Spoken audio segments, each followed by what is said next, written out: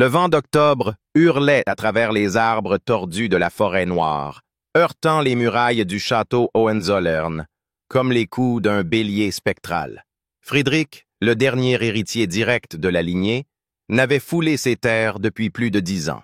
Pourtant, à la mort soudaine de son père, un arrêt cardiaque, disait-on, bien que le médecin de la cour n'ait jamais signé le certificat officiel, il avait dû rentrer, rappelé par le devoir, ou peut-être par quelque chose de plus ancien. Le fiacre s'arrêta devant les grilles en fer forgé rouillé, et dans l'obscurité crépitante, une silhouette voûtée l'attendait, tenant une lanterne grésillante.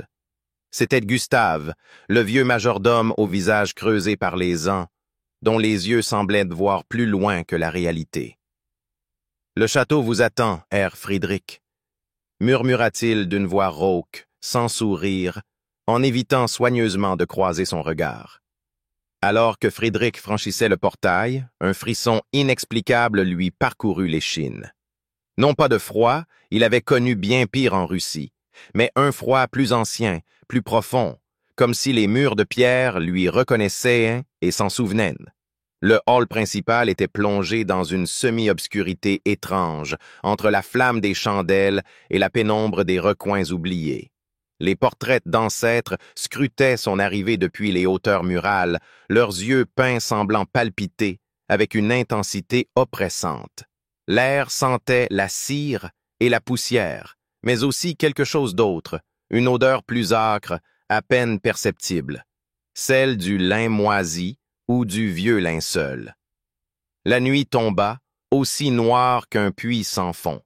Le château, dans son immensité, paraissait vivant, respirant à travers les craquements du bois, les souffles dans les corridors, les pas. Non, pas les siens. Des pas, feutrés, lents, réguliers, résonnèrent au-dessus de sa chambre, bien qu'aucune autre aile ne soit occupée. Friedrich se leva d'un bond, ouvrit la porte, scruta le couloir. Rien. Mais l'écho s'était bien éloigné, comme si quelqu'un s'était arrêté juste à temps pour échapper à la vue. Il referma la porte, l'estomac noué. Vers 3 heures du matin, alors que le sommeil luttait contre une tension indéfinissable, un cri déchira le silence. Aigu, féminin, bref, puis plus rien. Le silence revint comme une chape de plomb. Friedrich se leva à nouveau, armé d'un chandelier, et suivit le son jusqu'à l'aile est, celle qui avait été fermée depuis des générations, disait-on. Gustave lui avait interdit d'y entrer. Ce n'est pas un endroit pour les vivants, avait-il dit. Mais Friedrich, fils de soldat, ne croyait pas au conte de bonne femme. Il poussa la porte grinçante. L'air y était glacé, figé, et ses pas soulevaient des volutes de poussière comme des âmes en peine. Le corridor semblait s'étirer, plus long qu'il ne l'avait jamais été. Puis il la vit, une silhouette blanche, au bout du couloir, de dos. Immobile. Le cœur de Friedrich se serra. La figure portait une robe ancienne, des dentelles effilochées, un voile transparent couvrant des cheveux d'une blancheur cadavérique. Il ouvrit la bouche pour parler, mais aucun son ne sortit. La silhouette tourna lentement la tête, révélant un visage flou, presque translucide, et ses yeux, non, ce n'étaient pas des yeux, mais 2 orbites vides, noires comme la tombe. En un éclair, la forme se fondit dans l'ombre du mur, comme absorbée. Friedrich courut jusqu'à l'endroit, mais ne trouva que le vide et une chute brutale de température. Sur le sol, un objet gisait, une bague en or ancien, frappée du sceau de Hohenzollern, celle que portait autrefois sa mère, morte en couche 26 ans plus tôt. Le lendemain matin, Gustave était introuvable. La chambre du majordome était vide, le lit froid, et sur son oreiller, une mèche de cheveux blancs et un mot griffonné à l'encre brune. « Elle est réveillée. » Et à midi, alors que Friedrich descendait dans la galerie des ancêtres, il découvrit avec horreur que le grand portrait de son père, celui récemment accroché, avait été déchiré en 2, juste entre les yeux. Friedrich ne savait plus depuis combien de temps il était resté là, debout devant le portrait mutilé de son père. Les déchirures traversaient les yeux avec une précision cruelle, comme si quelqu'un ou quelque chose avait voulu effacer son regard à jamais. Ce n'était pas un simple acte de vandalisme, c'était un message, et ce message, il n'était pas le seul à l'avoir compris. Dans les couloirs, les domestiques parlaient à voix basse, fuyaient son regard, et certains faisaient discrètement leur bagage. Les vieux savaient, mais aucun ne parlerait, pas ici. Décidé à percer le mystère, Friedrich fouilla les archives de la bibliothèque familiale. Sous une couche épaisse de poussière, dans un tiroir oublié du secrétaire gothique, il découvrit un journal au coin rongé par l'humidité. Le cuir était fendu, les pages jaunies, mais l'écriture était celle de son grand-père. Les premières lignes l'interpellèrent immédiatement. Elle est revenue, comme à chaque génération, et toujours avant qu'un héritier ne tombe. C'est la dette du sang.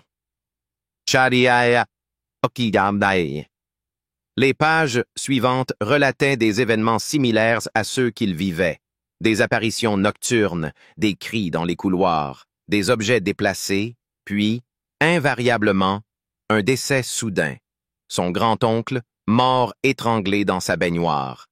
Une cousine, tombée du haut des remparts, sans raison apparente. Chaque incident était précédé par une vision. Une femme en blanc, marchant lentement dans les galeries ou apparaissant devant les glaces au cœur de la nuit.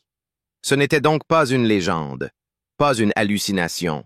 La Frau in Weiß était réelle, et elle agissait selon un cycle, un rituel presque mécanique. Cette nuit-là, Friedrich ne dormit pas. Il attendit.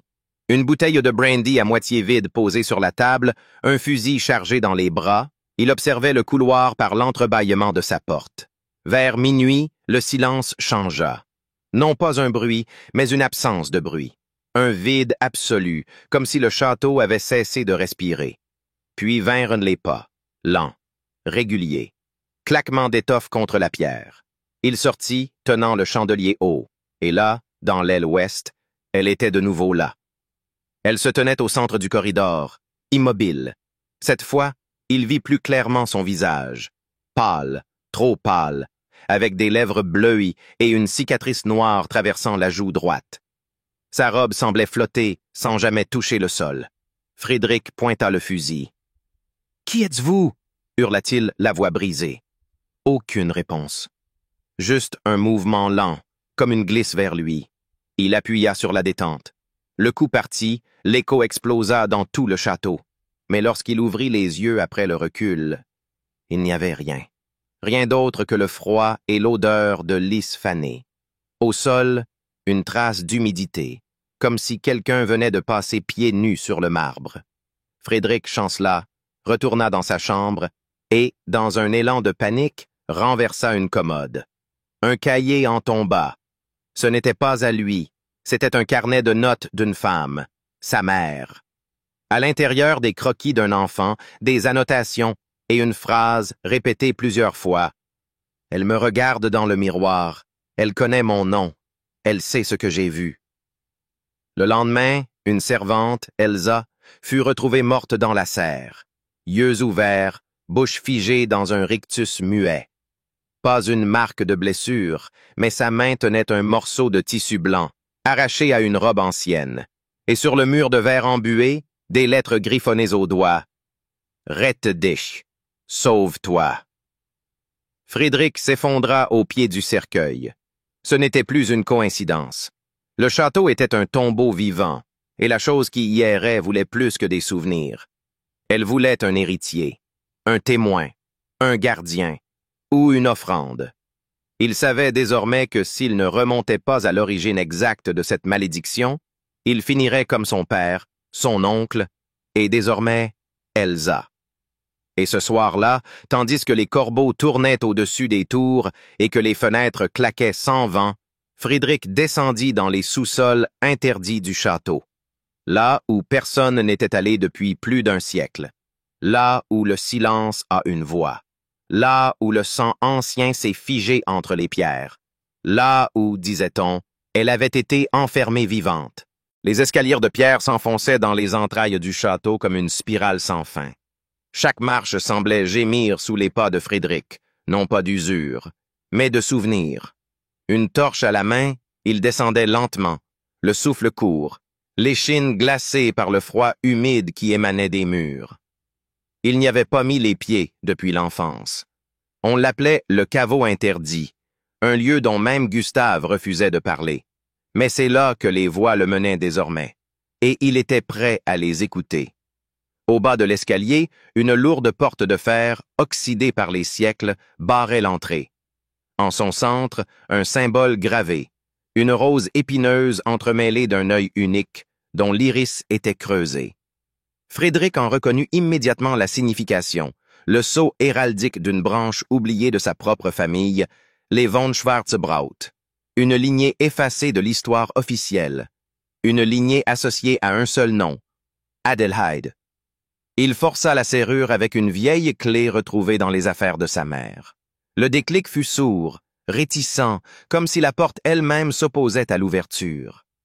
Une odeur de caveau ancien, mêlant poussière, cendres et chair oubliée, s'en échappa, l'assaillant de visions éparses, un voile sanglant, des cris étouffés, des pierres ruisselantes. Il entra. La pièce était basse de plafond, circulaire, avec des murs recouverts de gravures à peine lisibles, des prières, des suppliques, des menaces. Au centre, une dalle de marbre fissurée, et là, enchaînée contre le mur du fond, une silhouette assise, ou ce qu'il en restait. Le corps était momifié, vêtu d'une robe blanche décomposée par le temps. Des chaînes d'argent, noircies, encerclaient encore les poignets. Le crâne, penché vers la gauche, semblait pleurer un œil qui n'existait plus.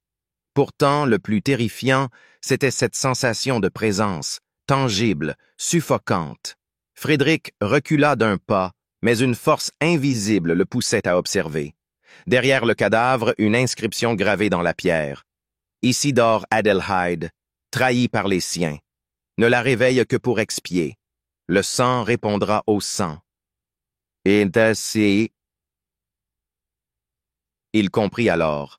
Adelheid n'était pas une victime d'une maladie, ni une simple folle enfermée.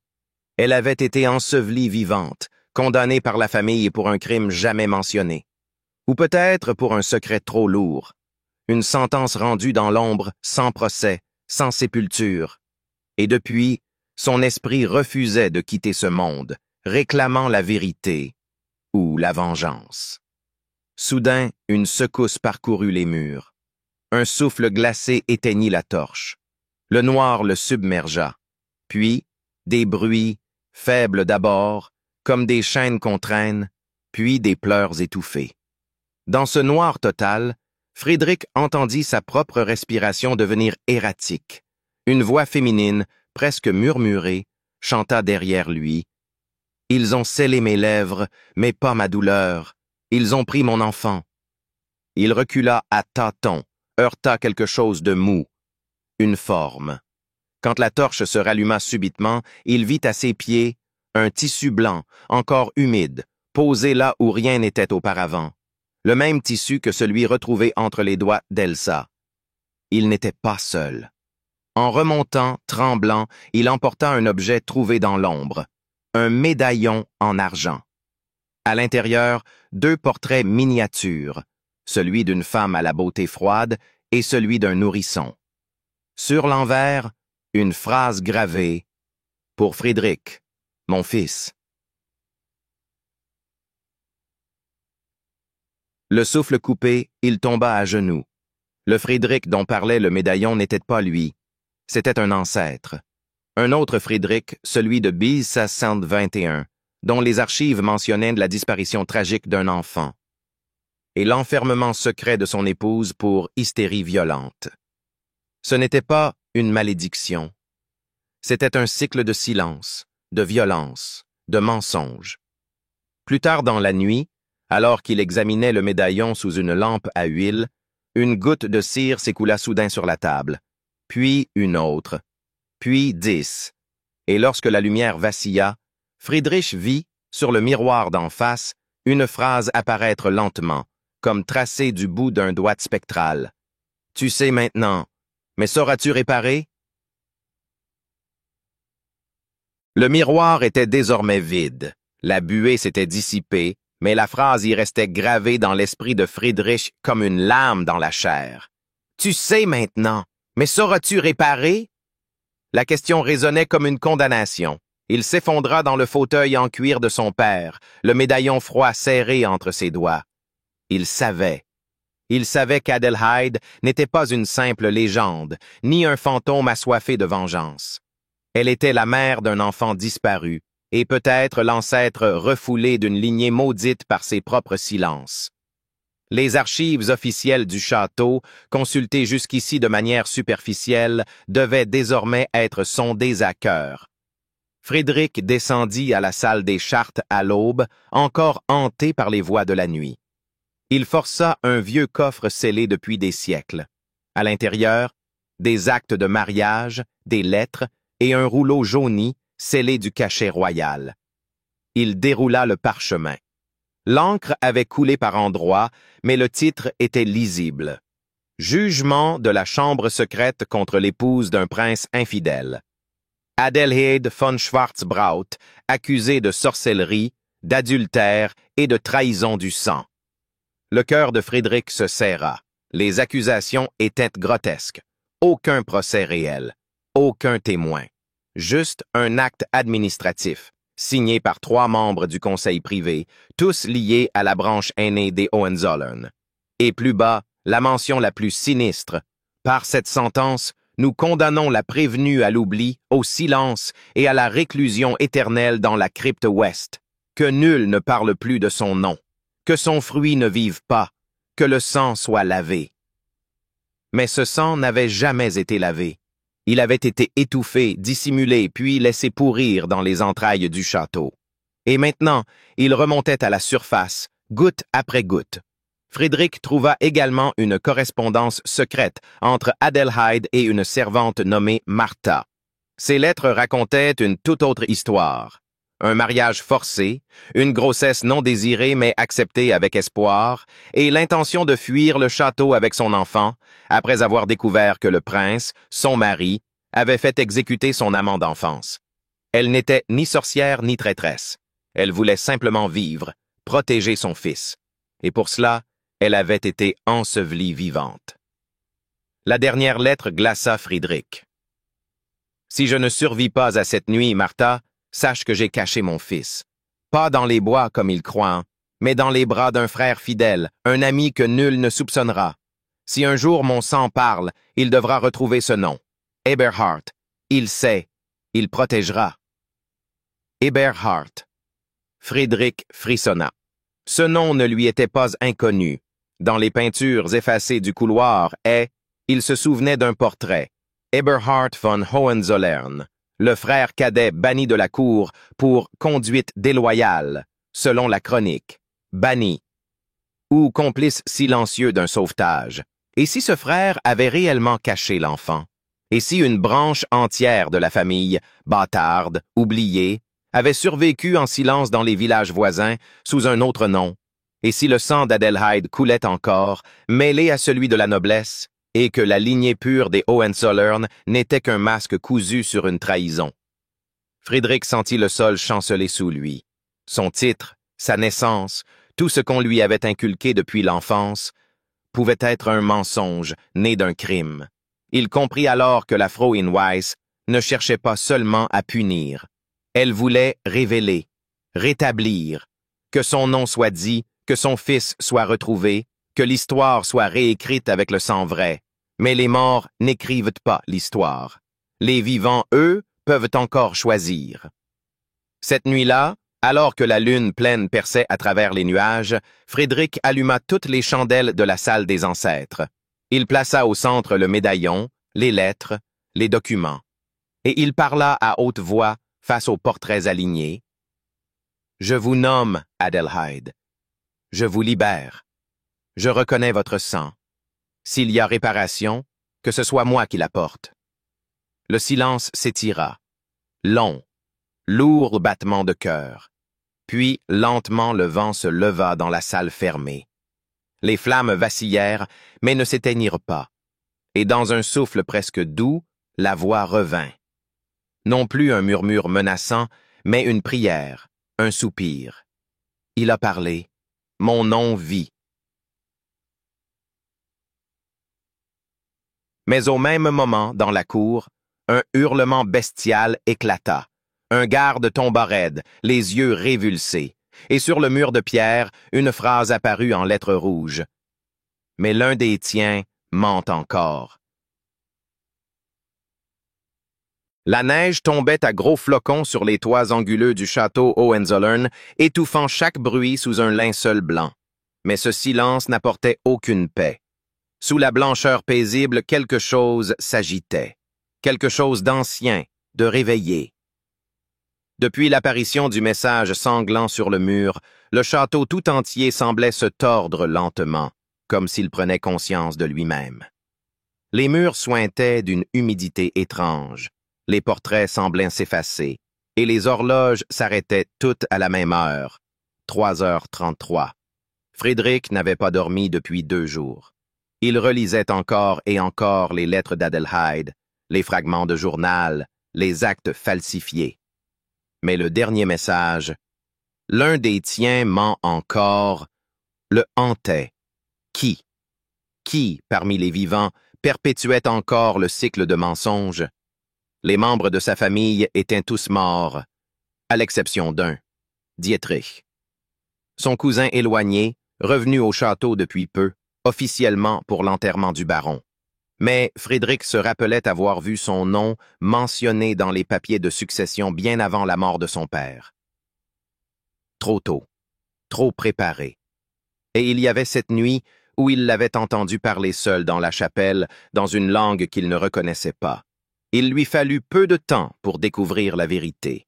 Une fouille dans les appartements de Dietrich révéla un compartiment secret sous le plancher.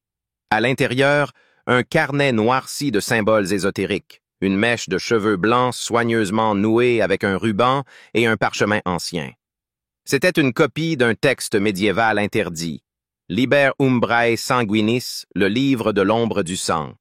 Un recueil de rituels nécromantiques censés permettre à une lignée condamnée de perdurer en échange d'un pacte avec les morts. Frédéric comprit avec horreur, Dietrich n'était pas ici pour l'héritage. Il voulait utiliser le lien avec Adelheid pour se lier à elle, exploiter sa douleur, sa mémoire, sa haine, comme une source de pouvoir. Il ne voulait pas briser la malédiction, il voulait l'amplifier. Le soir même, Frédéric descendit à la crypte, espérant trouver une trace de l'esprit. Il voulait avertir, prier. Mais la dalle centrale avait été déplacée, et l'inscription murale, celle qui condamnait la trahison, avait été grattée, martelée à coups de pierre. Quelqu'un effaçait la mémoire. Il fut pris d'un vertige soudain. Le sol se mit à tourner. Un souffle brûlant lui frôla l'oreille, et dans la pénombre, la silhouette blanche apparut. Mais elle n'était plus seule. Derrière elle, dans les ombres mouvantes, des formes s'agitaient, des visages flous, des mains tendues.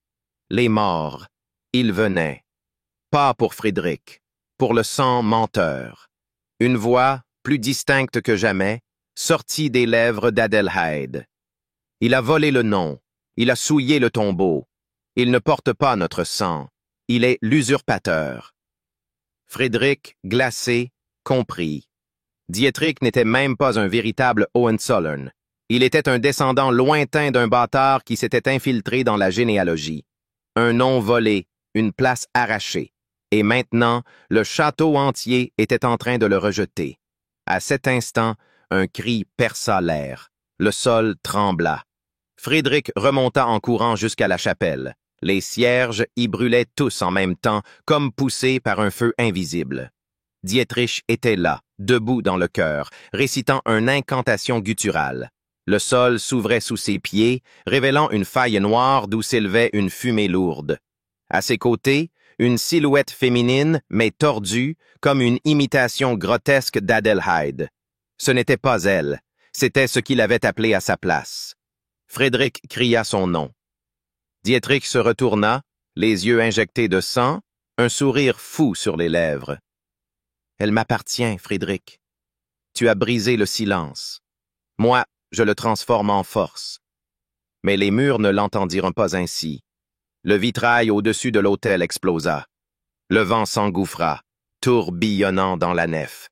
La véritable Adelheid apparut derrière Frédéric, lumineuse, sereine. Elle leva la main. Et alors, la chose que Dietrich avait invoquée poussa un hurlement aigu, déchirant l'air. Le faux esprit fut aspiré dans le sol, emportant Dietrich avec lui. Ses cris résonnèrent jusqu'au matin. Le silence revint. Dans les jours qui suivirent, le château retrouva un calme étrange. Les horloges fonctionnaient. Les reflets dans les miroirs ne fuyaient plus. Et Frédéric, seul dans la salle des ancêtres, entendit pour la dernière fois la voix d'Adelheid. « Merci, mais il reste encore un nom à dire, le mien, devant tous. » La neige avait cessé. Les lourds nuages d'hiver s'étaient dissipés, révélant un ciel d'un bleu pâle, presque irréel.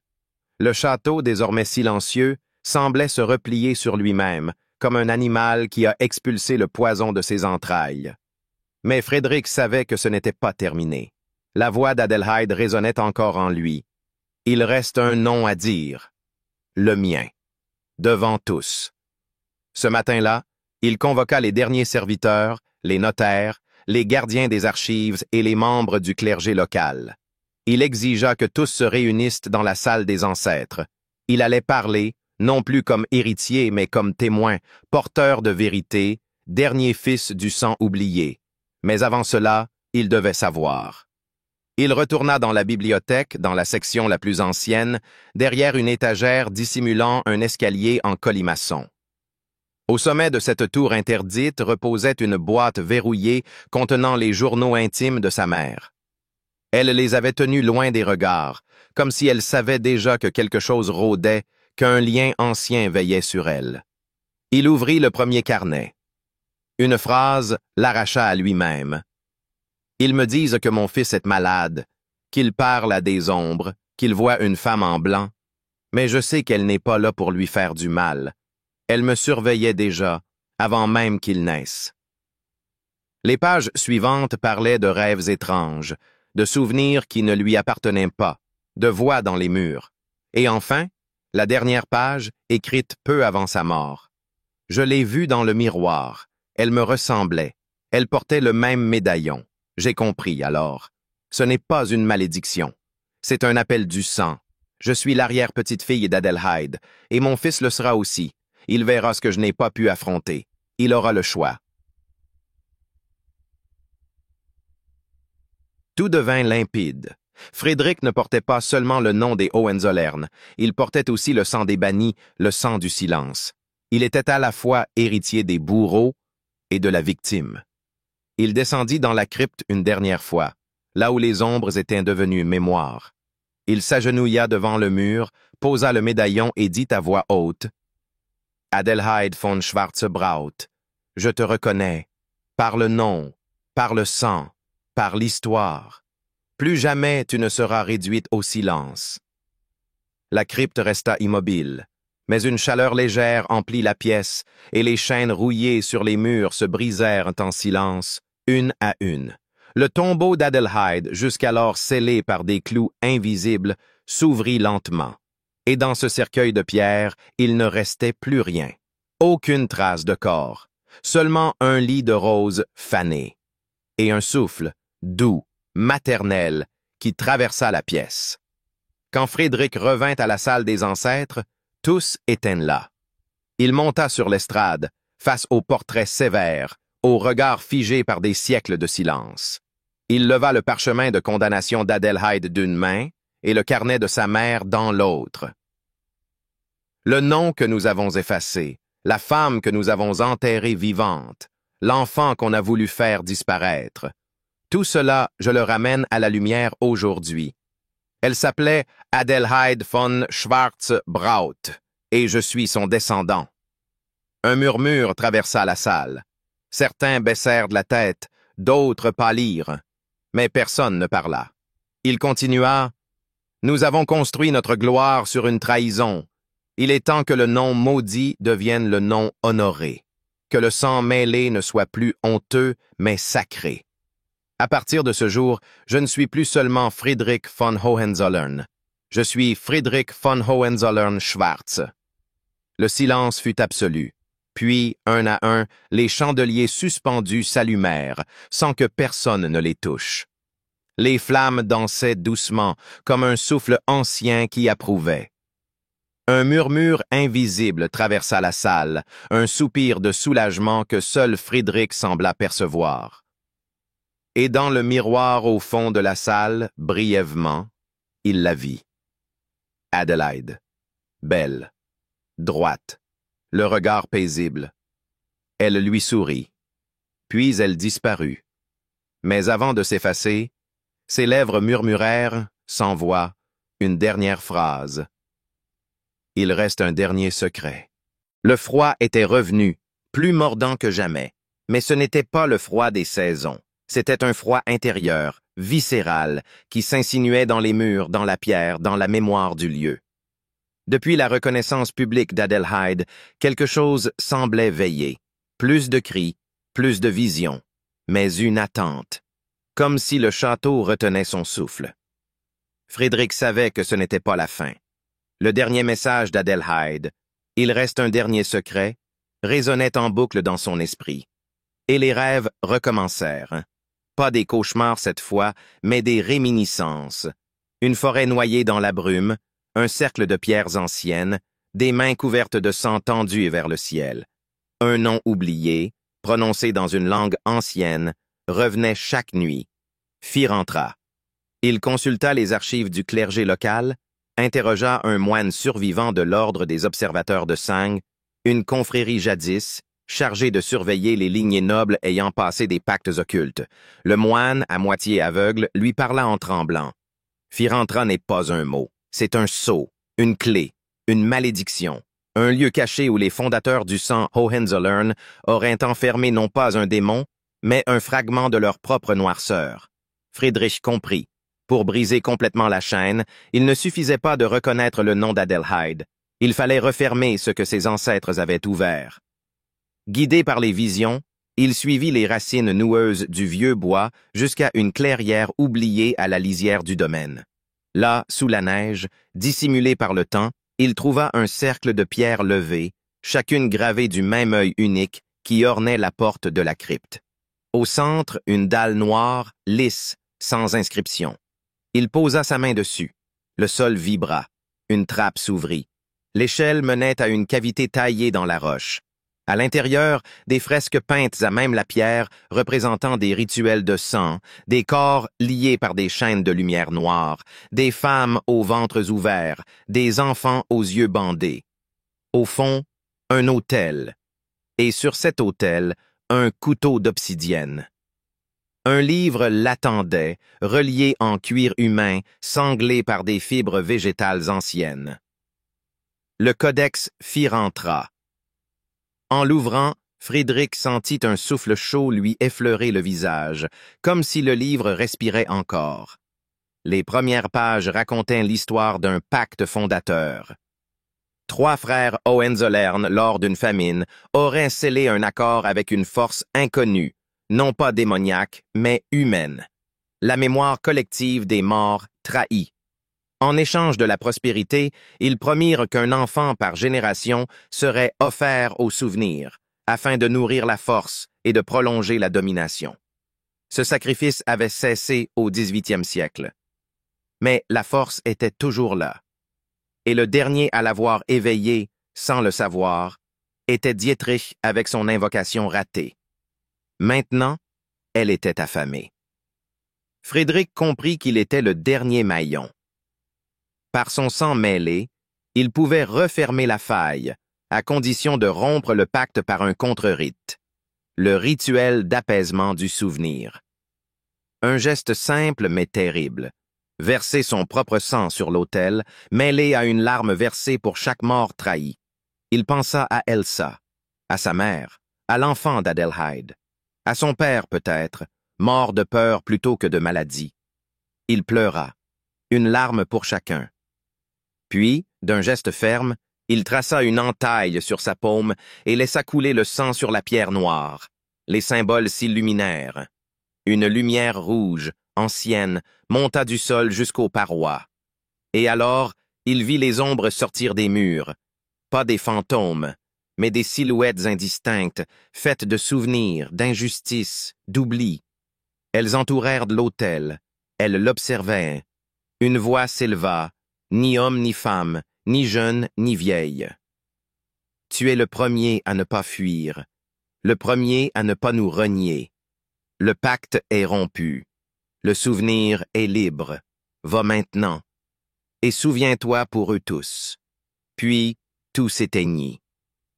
Frédéric se réveilla à l'entrée du cercle de pierre, dans la neige, le couteau disparu, le livre réduit en cendres.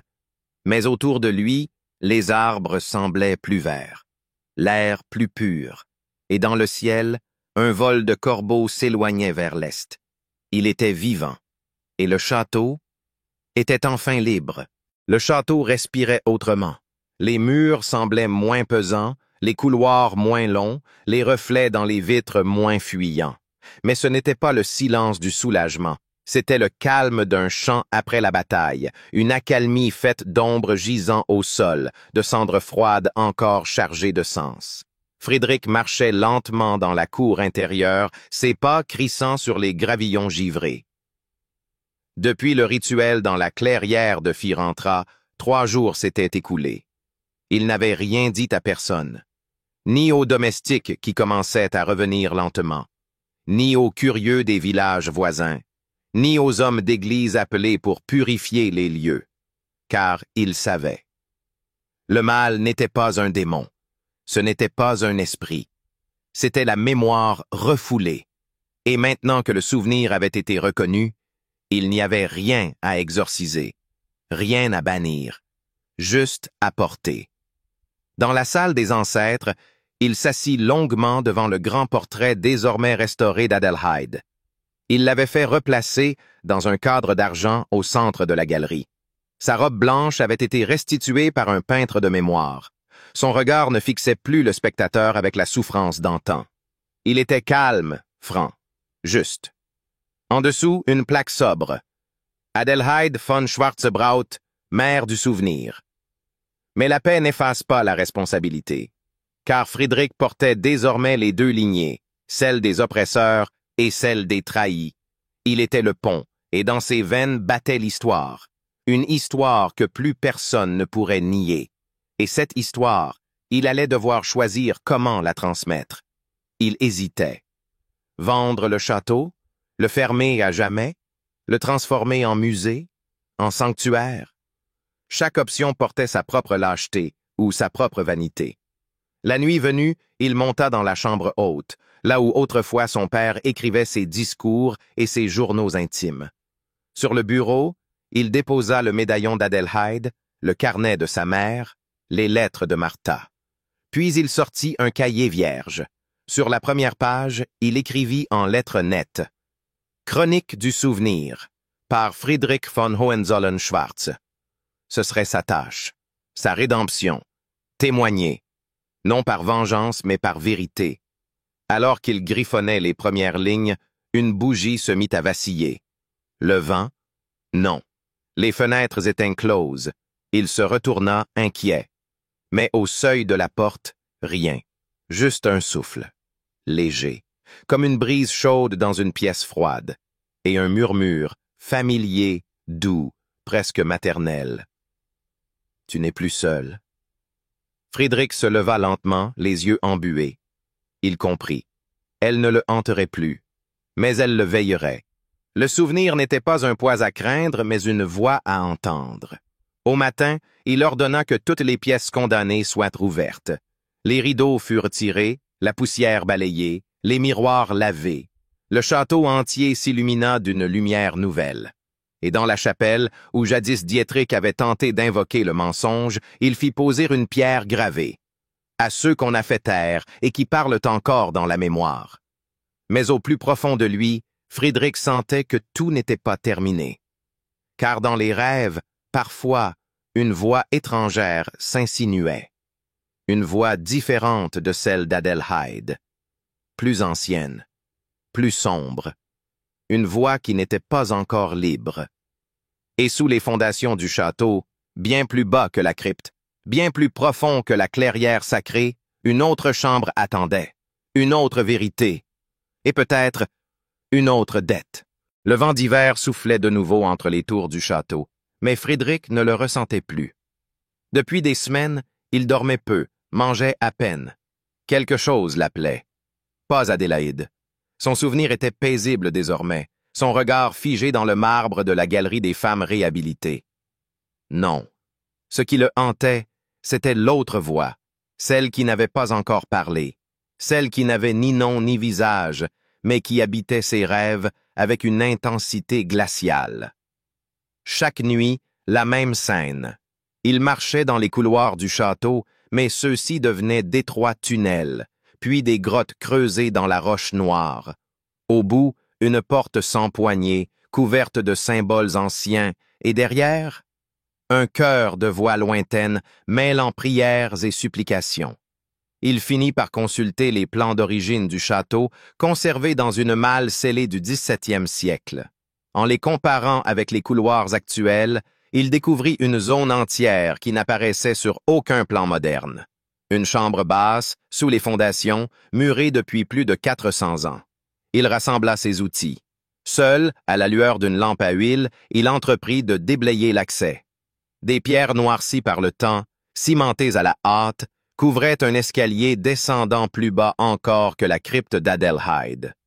Chaque pas l'éloignait un peu plus du monde des vivants.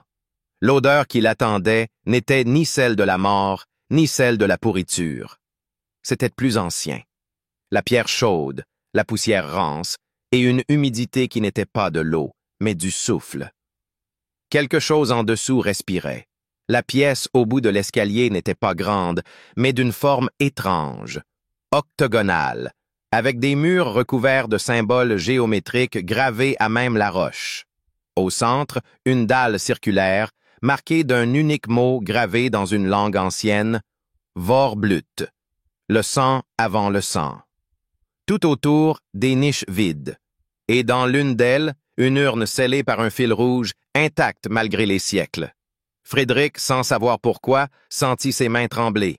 Il comprenait, maintenant. Ce lieu n'avait pas été bâti par ses ancêtres. Il les avait précédés. Un frisson le parcourut. Ce sanctuaire ne contenait pas une tombe.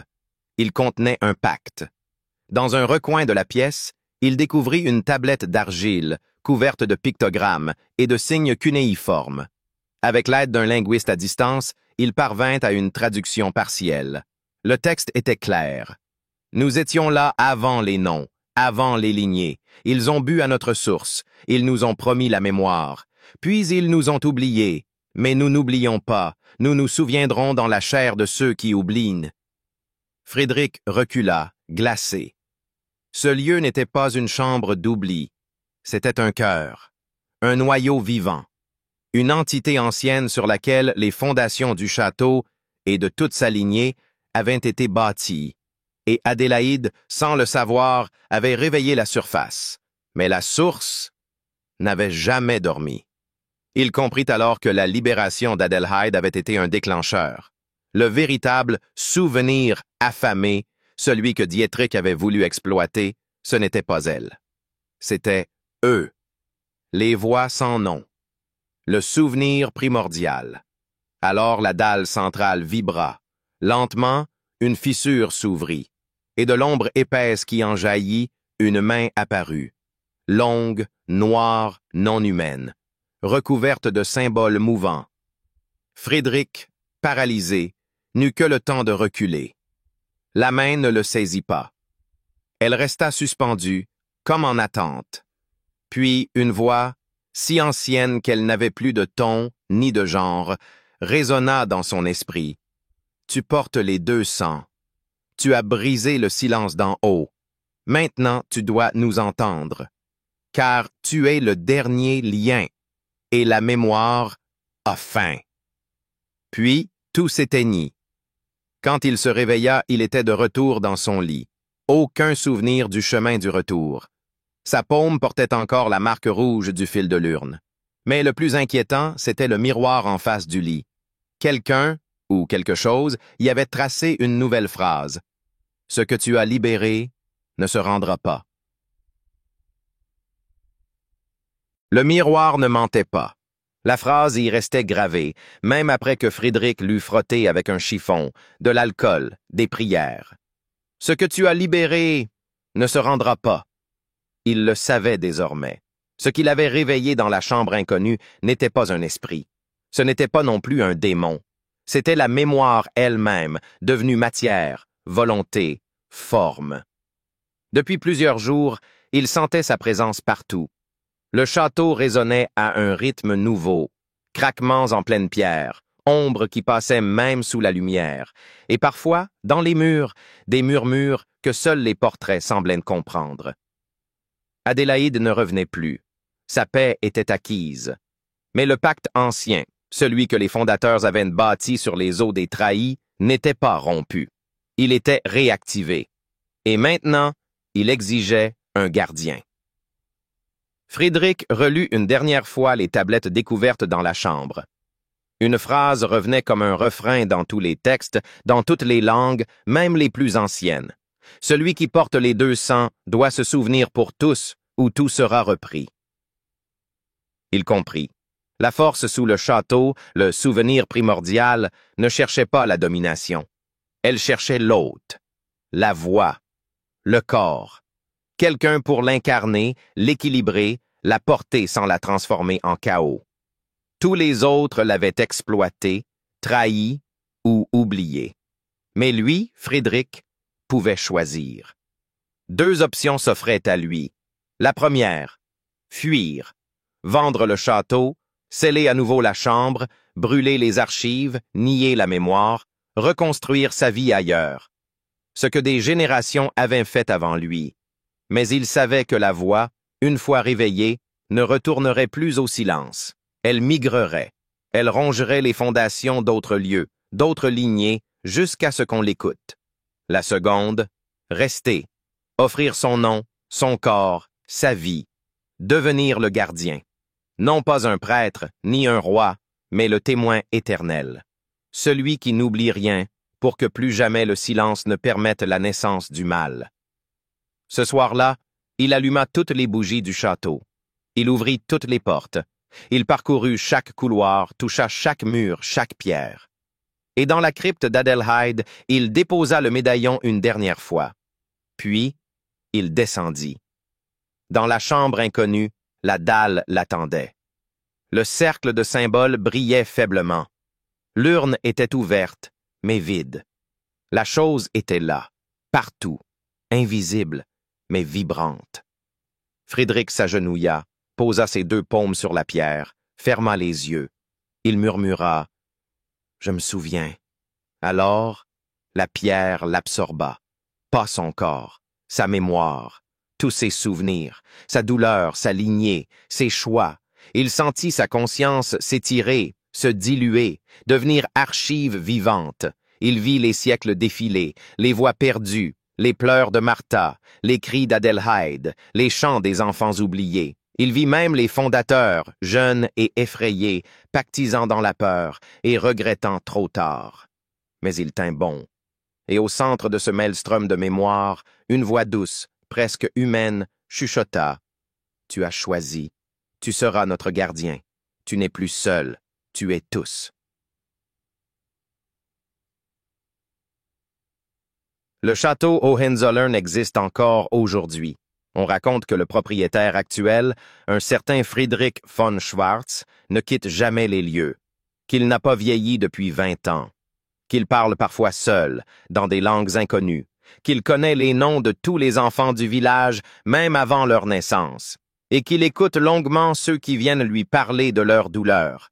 Certains disent que la nuit, dans la cour, une silhouette blanche regarde les étoiles, et que si vous tendez l'oreille, vous l'entendrez murmurer, pas pour vous faire peur, mais pour ne pas vous oublier.